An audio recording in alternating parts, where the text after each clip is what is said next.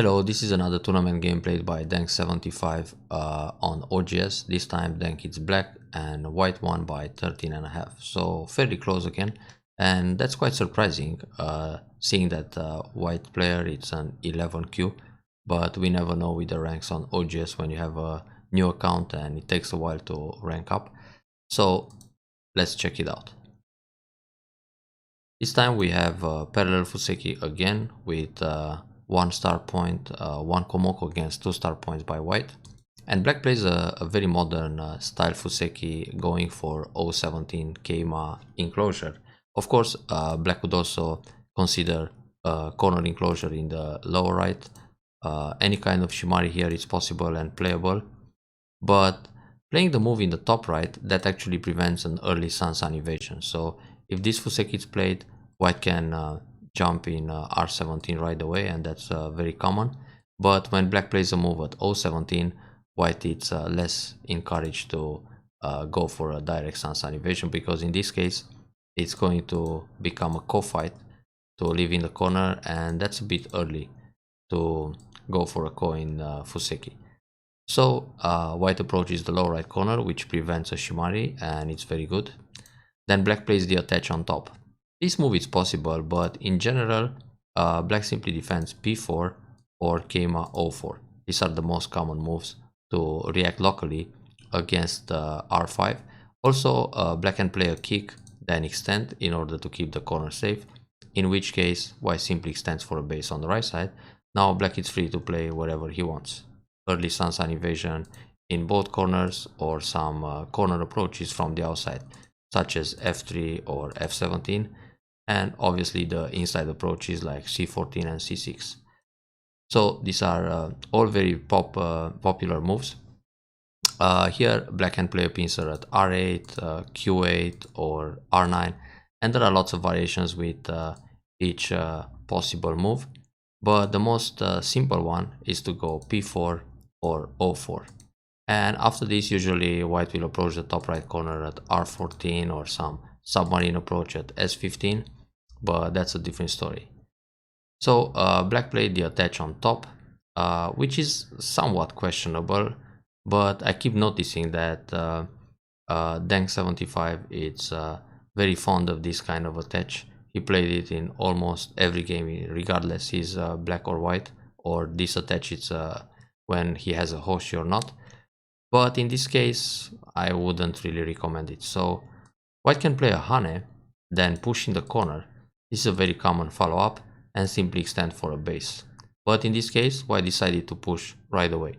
And now this reverts to the Sansan invasion. So when black covers, which is pretty much the only move, white can push in the corner at r3, then black can play a Hane followed by a Hane on the second line. And this is like black had a Hoshi originally at q4, then white goes in the corner at r3. So it's the same kind of Joseki. But white decided to go out, and black turns in the corner, which is very big, and now white has to extend for a base. This is possible too, but it feels a little bit better for black locally. Black can push on top here anytime and Hane, which gives black a stronger wall, and then from this wall black can extend further away to k3, for example, and try to set up a large moy on the bottom, or approach f3, and when white defends, extend back to k4. So this gives a very nice framework on the bottom side. But black simply played away, and that's an option too. Now if black pushes q6, white can ignore this, but the follow-up is going to be r7 and then a cut at s6, which is followed by two options. One is to capture the stone and leave in the corner, but if this happens, white suffers on the right side because r9 is separated. And if white plays the Atari here, black can squeeze under, and again white has a very strange position. It's an over concentrated formation. If white connects here, it's super painful. Black will attack from the right side, and when white plays on the right to extend for a base, black can always capture 3 stones, but it's not too big right now. So that's the follow-up when black pushes q6. Therefore usually white will either Nobi or Hane and extend in order to keep the stones connected and the base safe. So black invades the top left corner, that's absolutely fine. Then push and Keima. This is a very common follow-up and it's actually very simple, both for black and white. Simply push out, go Keima on the second line and secure the corner. Now white can extend on the left side of d10, which is a very large point to set up a moyo, or play f3, which is the move in the actual game, and it's absolutely fine too. This at f3 puts more emphasis on the lower left corner development, but also leaves a big gap on the left side, so black can just jump in.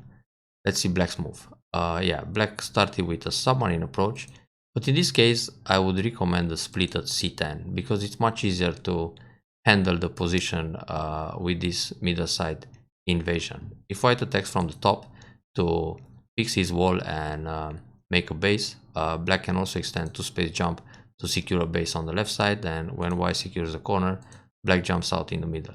This is a very common formation to settle on the left side. If white attacks from the left coming from c8, black can extend towards the wall, and now the 3 stones are kind of floating.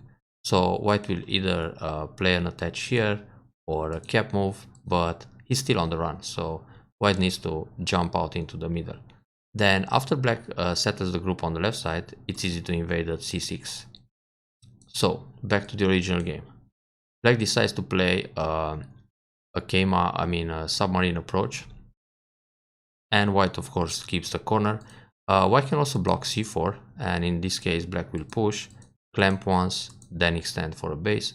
Then when white attacks here, black either jumps out or secures the base even more. This is a move to prevent a Tesuji, which is going to remove the I shape on the left side. So like this, black will be on the run.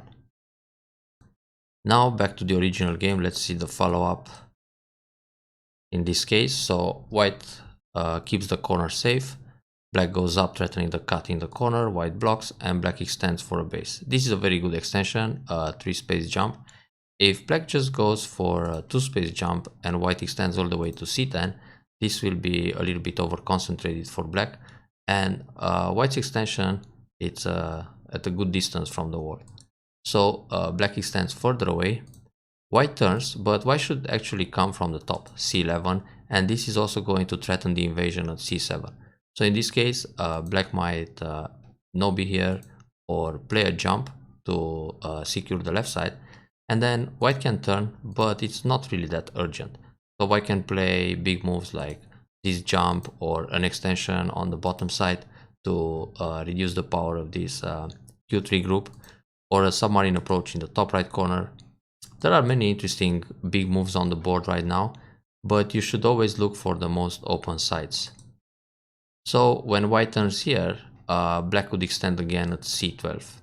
Black played a move that's actually a little bit slack. This kind of 1 space jump is very proper to defend the 2 stones like that, but in the meantime, it makes black over concentrated. So when black goes c12, this is much lighter and a faster development. White's 3 stones are a little bit under pressure now, so white can go for a tiny base, but that's over concentrated. White can also jump out here. Anyway, white needs to react somehow to save his stones, or play a Kosumitsuke like this and then jump with a Keima. This is a very common way to fly out into the middle, but the thing is, if white plays something like c7, black can just leave the stones behind or still attach, then cut, play an Atari, and Atari from the outside. So if white decides to go for a ko, so be it, you fight a ko. If white connects, black connects also, white links under, but black is already safe here, so black can continue the attack in the top, let's say another 1 space jump. So black shouldn't really worry about that invasion on the left side right away, and this way it tends to be a little bit passive. So white got the extension from the top, and now the 3 stones are safe. This looks a little bit slack too, and the thing is, when you play m3, okay, the distance is pretty good from q3, so when white comes inside you cover and you kill. But in the meantime, you also allow your opponent some space to extend on the bottom at j3 or even k3. So you want to be able to extend even further, for example l3 or even k3. Okay, maybe k3 it's a bit too much, white can jump in, but a move like l3 it's fine, because when white comes inside you can still play the Kosumi and Hane and cover this group, then cut like this or double Hane. So it's very difficult for white to go out. If this happens and white plays some Atari, you Atari from behind and Atari again. So this group will collapse and die inside. But okay, you gotta read it out. Anyway, the extension at M3, it's not really that urgent. It's more interesting to play a move like R11, because this attacks white's group a little bit.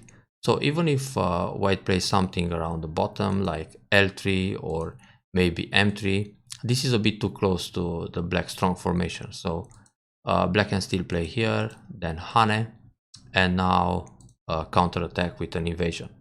So when white comes out, black can go out too, or play a Tsuke, pull back, and then make a better shape on the way out.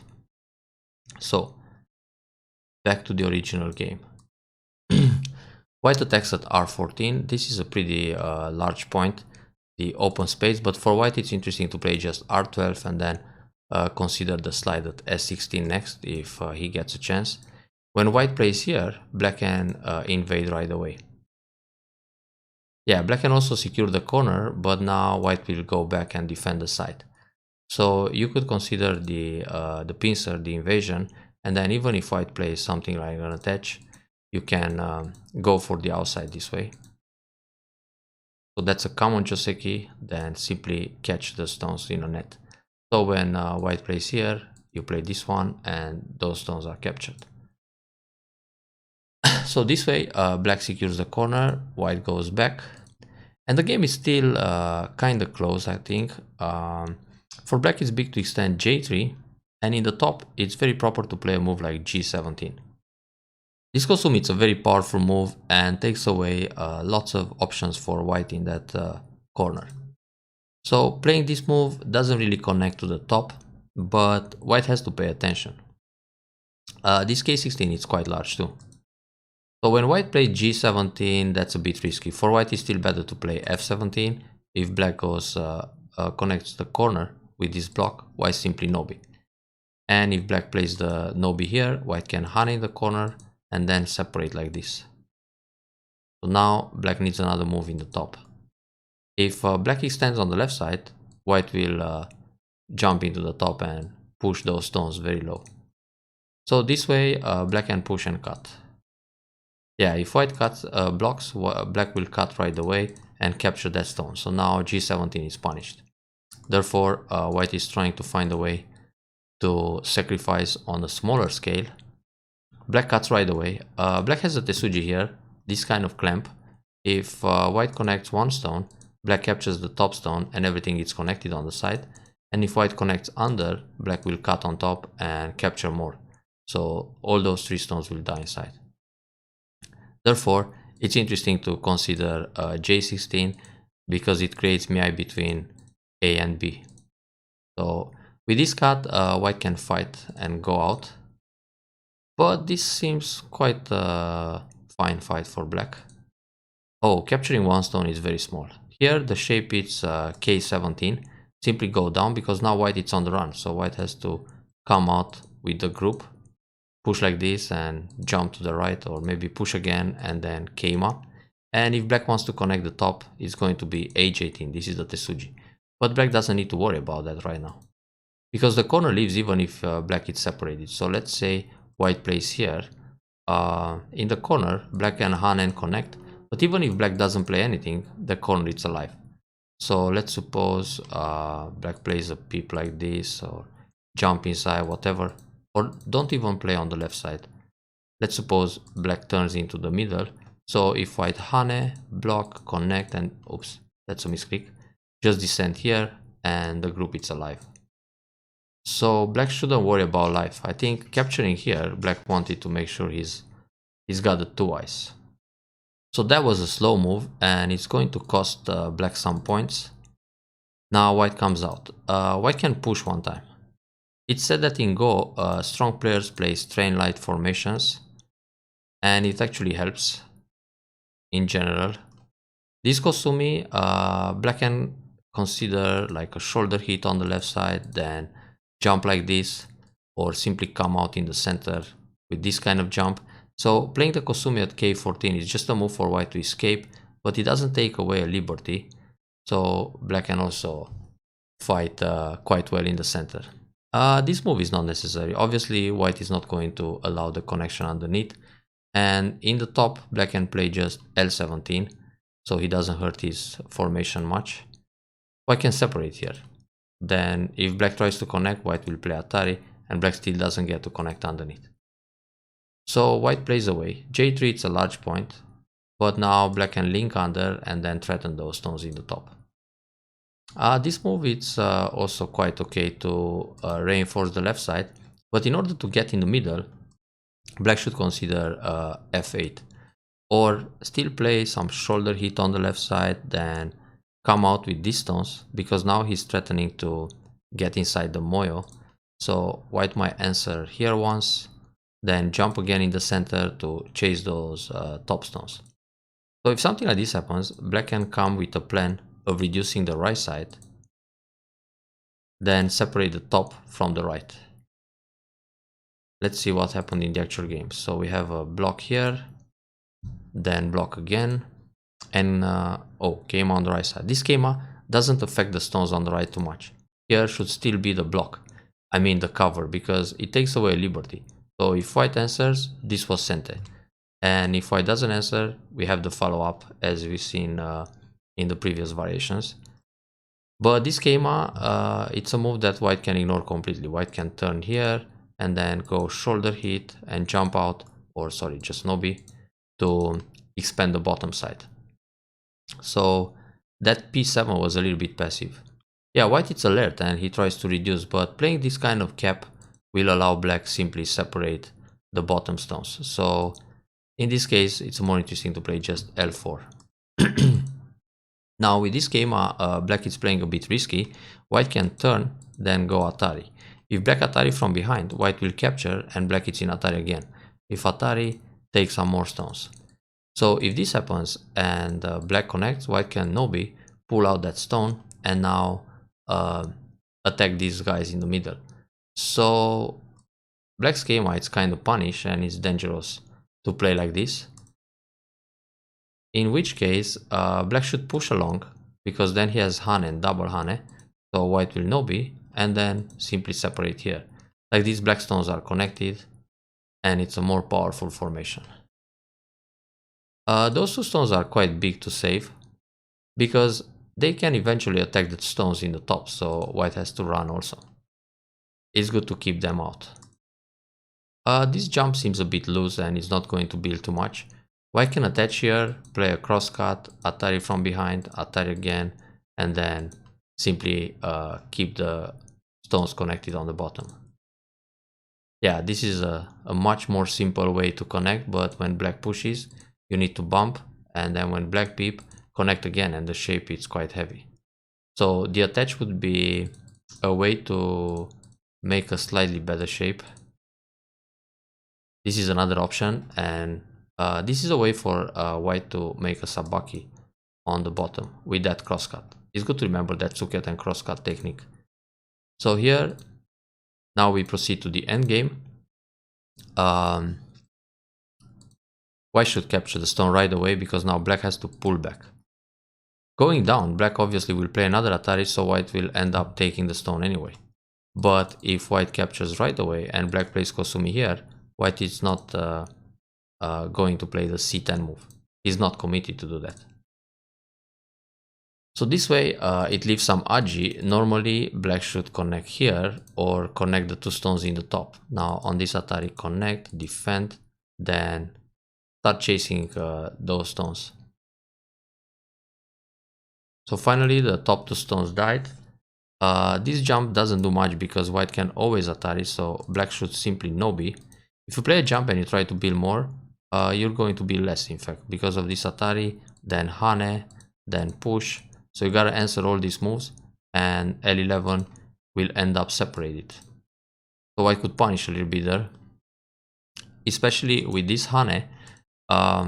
It's also defense, because when black comes out here, white can actually cut and surround everything. So this Hane, it's a very good move, because if you play a Hane like this as white and black blocks here, you can push one time to keep the stones connected in the top, then cut. Now if black connects one stone, white captures 3 stones, and if black connects 3 stones, white captures 1. Either way is good for white. So white protects here, black jumps along. Now here white should play a bit more safe for the right side.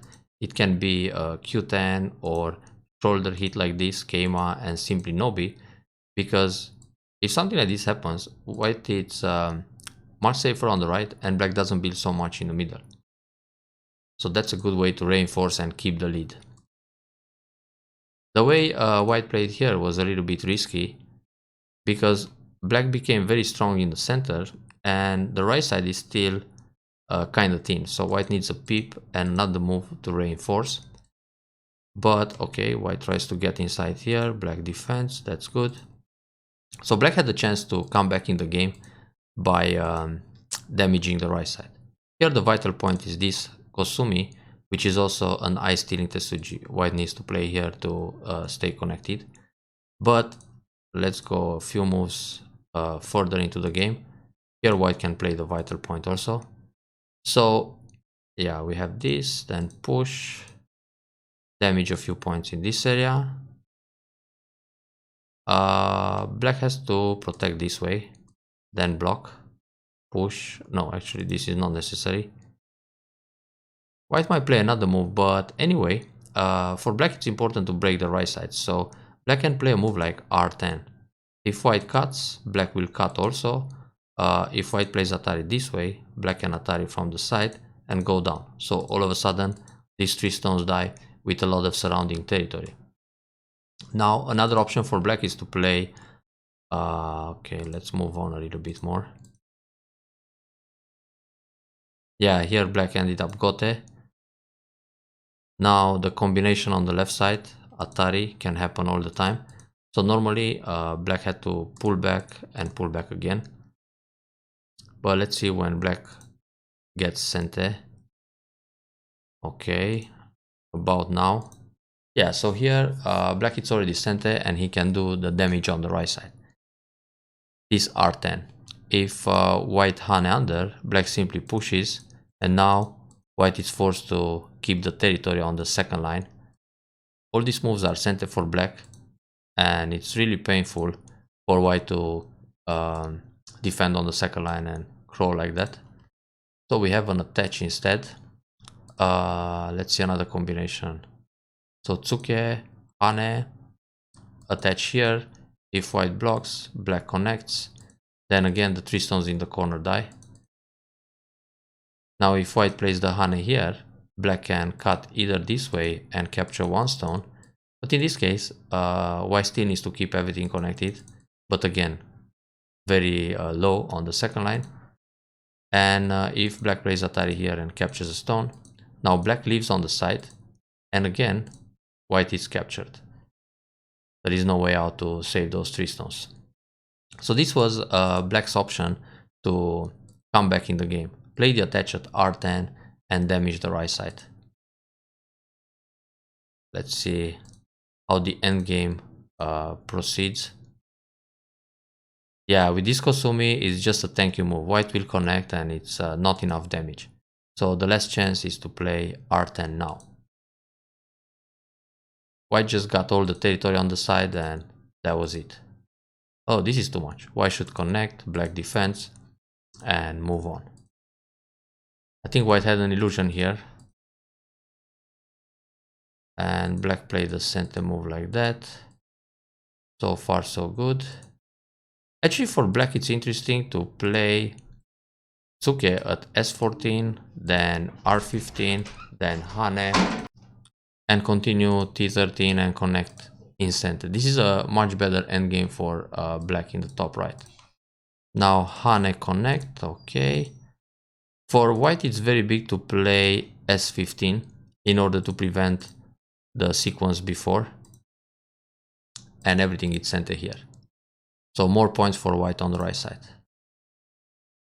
But nothing can really happen. That's a strange move, R15. White can Hane and connect in center and jump. R15 is just a neutral point.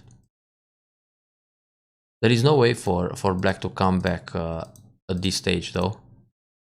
So losing the 2 stones in the middle, then 3 more stones in the top, and also not reducing enough the right side really cost black the game here. White can build 1 more point by playing this one. If cut, just capture, and if cut here, connect. So that's pretty much it. White can play this one and then go up. If black goes for 1 stone Atari, white will give that and kill some more stones in the top. So that's just bait.